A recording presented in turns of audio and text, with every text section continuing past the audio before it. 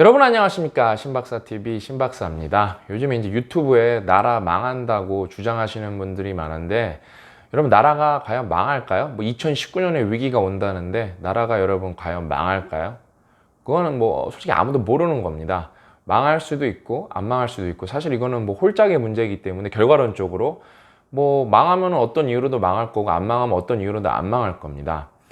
근데 이제 문제는 망하냐 안 망하냐가 중요한 게 아니라, 우리가 어떤 근거를 갖고 이야기를 나누고 어떤 근거를 갖고 결정을 내리고 앞으로 나아갈 거냐, 거기서 어떻게 합리적으로 합의를 이끌어낼 거냐, 이게 중요한 거예요. 제가 어떤 분은 보니까, 어떤 분은 진짜 한심한 분인데 나라 망하는 이유가, 근거가 그거예요. 자기 부자들이 달러를 많이 사기 시작했대. 이분이 참고로 유명 작가입니다. 자기 부자들이 달러를 많이 사들이기 시작했기 때문에 나라 망하는 징조랍니다. 그게 근거예요. 그분의 말하는 주장에. 제가 어처구니가 없어서 진짜 안타까웠고, 또 다른 분은, 어떤 분은 책을 쓰셨는데, 미래학자라는 분인데, 그분도 이런 이유로 부동산도 망할 거고 다 망할 거랍니다. 제가 그래서 안타까운 게 뭐냐면, 그분 또 이력을 찾아봤어요. 그분 이제 그러면 주장이 그럴듯해요. 그래서 그분 어디 아주머니들 사이에서 유명한 채널에도 나오시고 여기저기 나오셨어요. 그래서 맞는 말 하는 것 같아요. 여러분, 그분 뭐 주장하셨는지 알아요? 3년 전인가 4년 전에 그분이 뭐 주장하셨냐면은, 삼성전자 망한다고 주장하셨어요. 3, 4년 전에 삼성전자 망해서 지금은 삼성전자 주식을 팔 때라고 책까지 쓰신 분입니다. 그 책이 고스란히 남아 있습니다. 근데 그분도 그런 예측을 하면은 맞을 수도 있고 틀릴 수도 있는데, 그냥 반성을 해야 되는데 반성을 안 해요. 그게 문제예요. 누구나 틀릴 수는 있습니다, 여러분. 저도 틀릴 수도 있고 여러분도 틀릴 수도 있는데, 그냥 반성을 안 하고 주구장창 그냥 계속 그냥 근거도 빈약한데 떠드는 거예요. 여러분, 팩트 하나 말씀드리면은, 이거는 반박의 여지 없는 거, 팩트 하나 말씀드리면은, 여러분, 우리나라는, 저는 안 망한다고 당연히 생각을 하는데, 저는 이제 그 다음에 이제 문제는 뭐냐면, 여러분, 우리나라 팩트는 지금 양극화가 심해진다는 거예요. 양극화.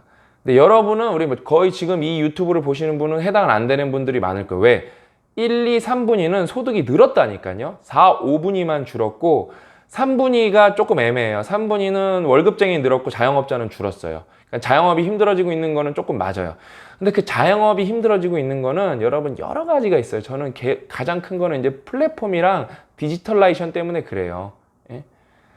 그러니까 여러분, 그렇게 생각해 주시면 돼요. 자영업 중에 이제 자영업을 하시는 분들이 가장 많이 모여 있는 데가 어디죠? 재래시장이죠. 예? 여러분은 예를 들면은 재래시장 살려야 된다고 여러분 재래시장 가십니까? 안 가시죠? 마트가 편하니까 마트 가시잖아요. 그 다음에 여러분, 근데 그 마트는 어떻게 되고 있는지 아세요? 마트도 매출이 줄고 있어요. 왜요? 이제 다 주문할 수 있으니까요.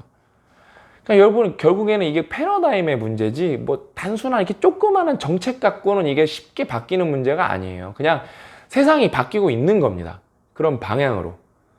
그 다음에 여러분, 나라 망한다 그랬잖아요. 그 다음에 이제 달러가 이제 1200원까지 올라가니까 이게 나라 망하는 신호라 그러는데, 제가 올해 데이터는 못 봤고 작년에 우리나라가 외환 보유고 9위인가 그래, 전 세계에서. 우리나라가 달러 방어를 하려면 충분히 할 수 있습니다.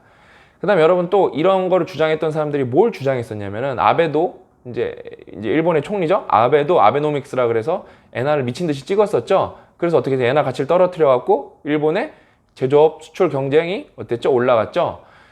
그때는 우리나라는 또 수출 경쟁력 떨어진다고 또 난리 쳤었어요. 그때는요. 그러니까 방어하려고 하면은 우리나라는 충분히 방어할 수 있어요. 제가 경할머리인데도 이 정도는 압니다.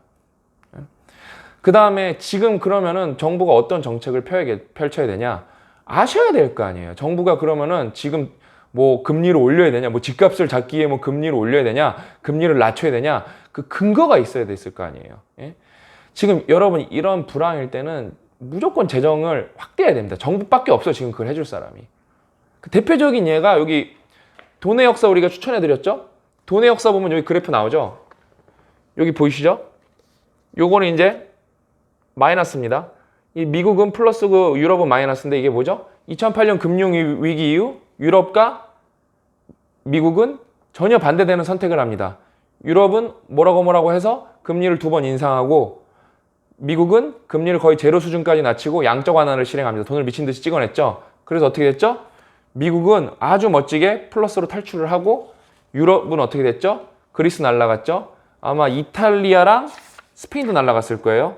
제가 틀리지 않았다면 맞네. 이탈리아, 스페인도 구제금융을 받았습니다. 그러니까 여러분 이런 데서 이걸 배워야 되는 거예요. 우리가 이거를 안 배우고 공부를 안 하면은 진짜 답이 없는 거예요. 근데 또 상황이 다르기 때문에 우리가 이렇게 한다고 우리는 또 망할 수도 있습니다. 그러니까 너무 안타까운 거예요. 그 다음에 뭐 부동산도 막 살데기 없는 사람들이 막 계속 막 그랬잖아요. 헛소리 하는 사람들. 우리 일본 따라간다고. 여기 보시죠? 여기 그래프 보이시죠, 여러분? 전 세계 집값을 언제부터 표현한 거야? 1913년부터 그려본 거예요.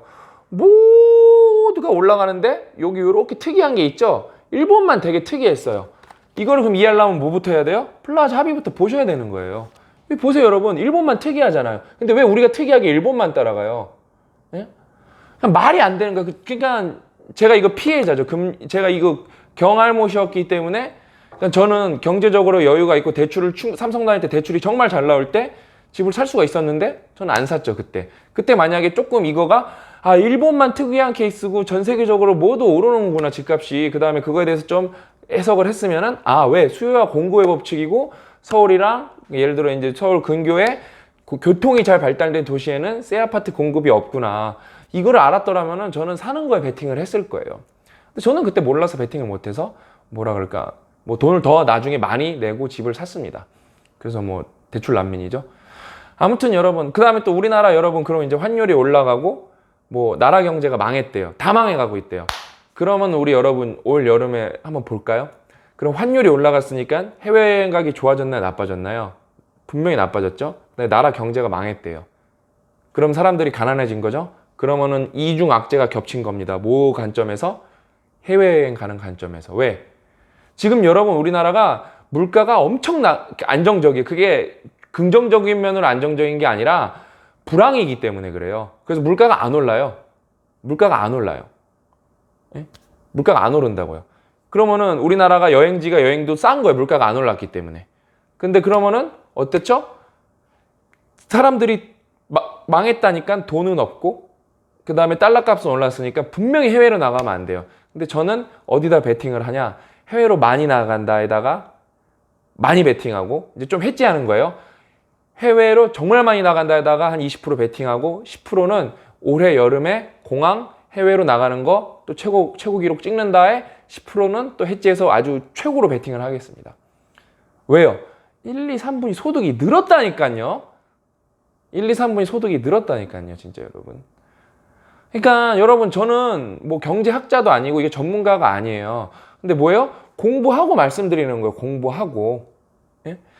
그러니까 이거 말고 저도 이제 뭐 관련 자료도 보고 저는 고 작가님이 좀 알려주는 것도 보고 고 작가님이랑 토론하니까 옆에 경제 전문가가 있으니까 편하죠. 사실 그거에 대해서. 그 다음에 진짜 궁금하면 저는 홍 박사님한테 채팅으로도 물어볼 수가 있고. 그러니까 여러분 진짜 공부하셔야 돼요.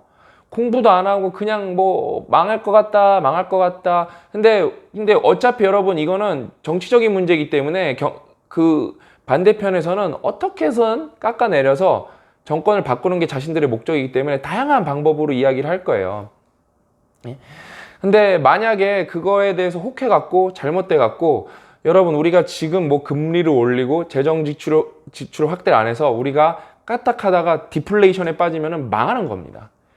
여기 다 나온다고 제가 말씀드렸죠. 제가 요 책 읽고 뭐라 그랬어요?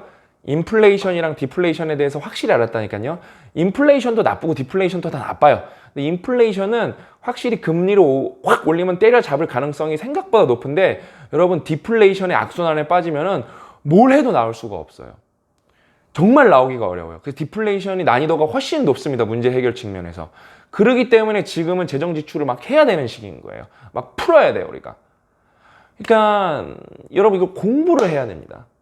여러분 지금 우리나라 망하는 사람 거 걱정하시는 분들은 제가 마지막으로 요거 하나 말씀드리면서 끝낼게요. 공부하셔서 여러분 인생 망하지는 거 않는 거나 걱정하시는 게 좋을 것 같아요. 제가 볼 때. 까딱하다가 우리나라 망하기 전에 잘못된 지식으로 잘못된 신념을 갖고 사시다가 여러분 인생이 망합니다. 여러분 인생이 망해요. 그러니까 제가 마지막으로 진짜 이거 에피소드 하나. 저는 이제 주상복합에 사는데 아래에 여기 만두집이 하나 있었어요, 여러분. 예? 만두집이 하나 있는데 여기가 새가 비쌀 텐데 판교여갖고 진짜 제가 갔을 때 손님이 없는 거예요. 와, 그 자리가 안 좋아서 그런가? 자리가 안 좋아서 그런가? 이게 좀 우리 장인어른이 맨날 그랬어요. 이게 너무 안쪽에 있어서 그런 거라. 근데 제가 거기 만두를 먹어보니까 만두피가 너무 두껍고 맛이 없더라고요. 그래서 한 번 먹고 안 먹게 되더라고요. 그래서 이제 거기가 망하고 그 자리에 칼국수집이 생겼어요. 지금 줄 서서 기다려서 먹어야 됩니다. 뭐가 문제였어요? 자리가 문제가 아니었다니까요. 맛이 없고 실력이 없던 게 문제였던 거예요. 지금 우리는 그럼 그런 착각을 하고 있는 게 아닌지 여러분 잘 따져봐야 될 때입니다. 아셨죠? 우리 졸꾸러기 여러분은 뭐 돈의 역사 많이 읽으셨죠? 한 번, 두 번 꼭 읽으시고 그 다음에 지금 홍춘욱 박사님이 그러니까 세상 이슈랑 연관해줘갖고 기가 막힌 강연을 고 작가님이랑 해주고 계시죠? 그거 다 챙겨보시면서 이번 기회에 확실히 경알못에서 탈출하셨으면 좋겠습니다. 저도 여러분이랑 경알못에서 함께 탈출하도록 하겠습니다. 아셨죠? 다음 기회에 더 알찬 내용으로 찾아뵙도록 하겠습니다. 또 만나요.